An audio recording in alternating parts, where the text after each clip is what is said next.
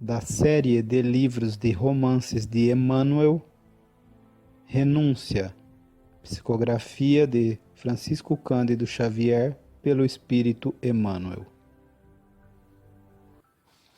O capelão, inspetor, experimentou grande surpresa com aquela nova atitude da interlocutora. Falando de si mesma, a religiosa apagava-se nas afirmações humildes, mas, tratando do Cristo, parecia tocada de misterioso poder. Preparando-se para ser ainda mais cruel, Frei Osório asseverou com certa dose de ironia: obrigações com Jesus? Não me parece que a senhora as preze tanto assim. Noto aqui muito maior preocupação com o mundo.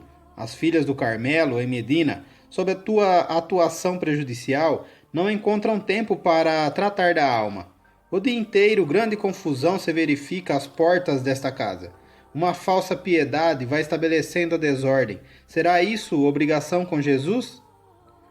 Fitando-o com nobreza de ânimo, ela respondeu: não nos consta que o mestre se afastasse do mundo para servi-lo. O Evangelho não o apresenta enclausurado ou recolhido à ociosidade da sombra. Pelo contrário, Jesus atravessou a pé grandes extensões da Palestina, ensinando e praticando o bem.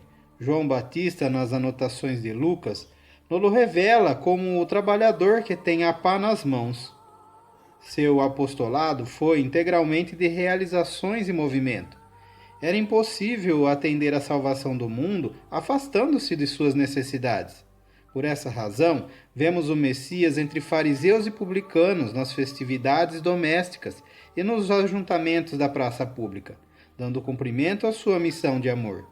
Como poderemos servir a sua causa divina inclinando-nos à preguiça sob o pretexto de uma falsa adoração? Muitas de nós, religiosas, deixamos os afetos familiares para consagrar todas as energias ao serviço do Cristo. Mas de que natureza serão esses trabalhos? Acreditais, Frei Honório, que Jesus necessite de mulheres ociosas? Não admitais semelhante absurdo. A atividade do Mestre a que fomos chamadas é a de colaboração com o seu devotamento na causa da paz e da felicidade humana. Em torno de nossos conventos, há mães que choram sob o guante de necessidades cruéis, criancinhas abandonadas que requisitam socorros urgentes, velhos respeitáveis totalmente desamparados. Seria razoável a continuação das atitudes convencionais de falsa devoção quando Jesus prossegue pelos caminhos animando e consolando? Por vezes, Padre, em nossa missa solenes, quando o luxo dos altares impressiona os nossos olhos, julgo que o Mestre está às portas do templo, confortando as viúvas descalças e rotas, que não puderam penetrar no santuário pela deficiência das vestes. Por que manter o rigor das regras humanas quando o ensinamento de caridade cristã é tão simples e tão puro? Por que repetirmos uma prece 1000 vezes na festa de Santa Cruz e negarmos 2 minutos de palestra carinhosa ao infortunado? Não seria essa nossa estranha atitude a perfeita personificação daquele sacerdote indiferente da parábola do bom samaritano? Não considero a fé um meio de obter favores do céu, ao nosso sabor alvedril pessoal, e sim um tesouro do céu, que a terra está esperando por nosso intermédio. Profundamente despeitado e surpreendido, Osório aproveitou pequena pausa e objetou: suas ideias denotam exaltação doentia no desempenho de deveres inerentes ao meu cargo. Condeno-as em bloco.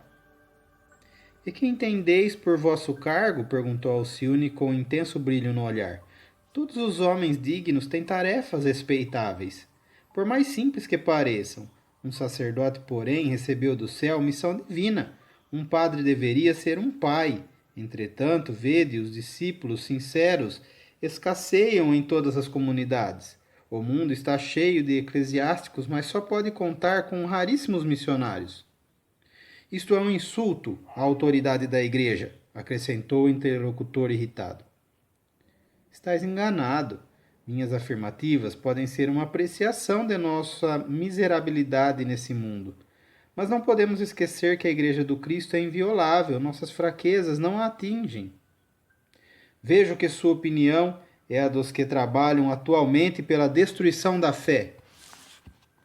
Grande é o vosso equívoco, Frei Osório. Ninguém destruirá na terra a igreja de Jesus.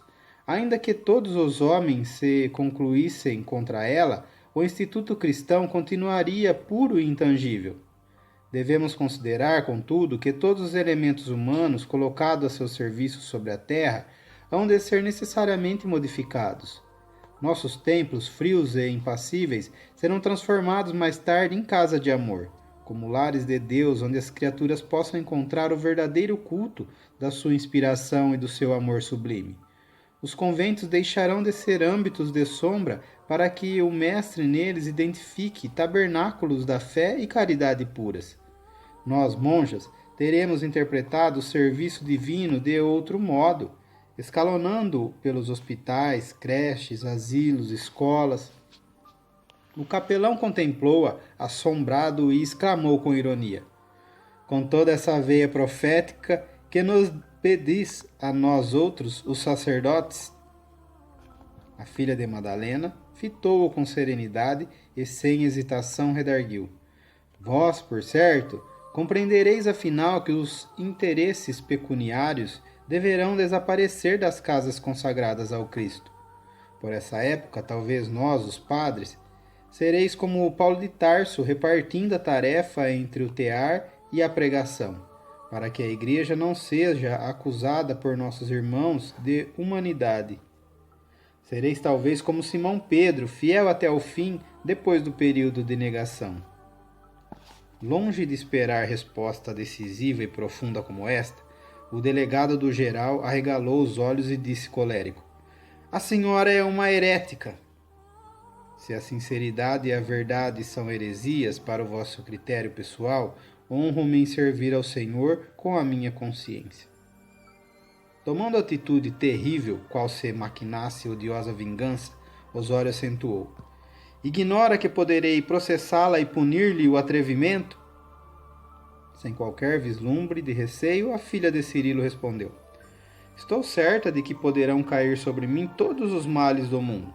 Não estou menos certa de que Jesus tem todos os bens para me dar.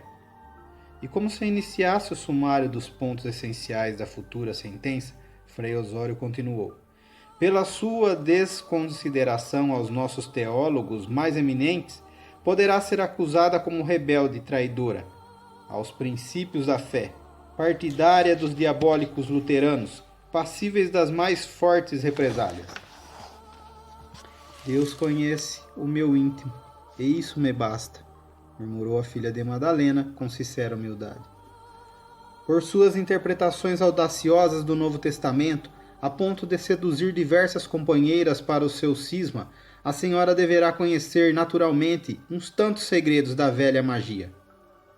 O mestre, por muito amar, acentuou Alcione tranquila, foi tido em conta de feiticeiro por muitos religiosos do judaísmo.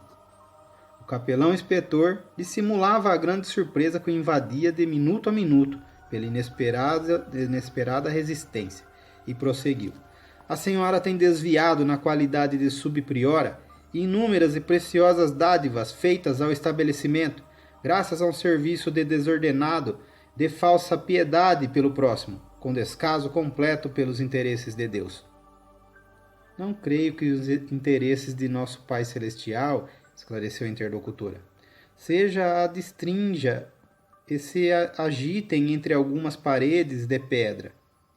E enquanto estiver a meu cargo qualquer função religiosa, o dinheiro recebido atenderá não somente às nossas necessidades, mas também às de quantos possam receber os benefícios dessa instituição, convicta como estou de não haver obras sem fé, nem fé sem obras. Mas poderá pagar muito caro essa maneira de ver. Não são raros os religiosos condenados por latrocínio. Compreendo até onde desejais chegar com semelhantes alegações, mas a verdade é que nada possuo além do meu hábito. Isso não impede que tenha comparsas fora destes muros. Alcione fixou nele um significativo olhar e acrescentou: não posso impedir o vosso julgamento. Todavia, posso afirmar que estou satisfeita com o juízo de Deus em consciência. Reconhecendo-lhe a inquebrantável firmeza, Osório acentuou rancorosamente: denunciá-la-ei ao Santo Ofício. Disponho de poderoso amigo junto do inquisitor Mor de Madrid, que pode fazê-la expiar tão grandes delitos. A religiosa manteve-se impassível diante da raivosa e grave ameaça, murmurando muito tranquila: podeis proceder como quiserdes. Quanto a mim, intercederei por vós em minhas orações e tenho em Jesus um amigo forte, que pode absorver-vos.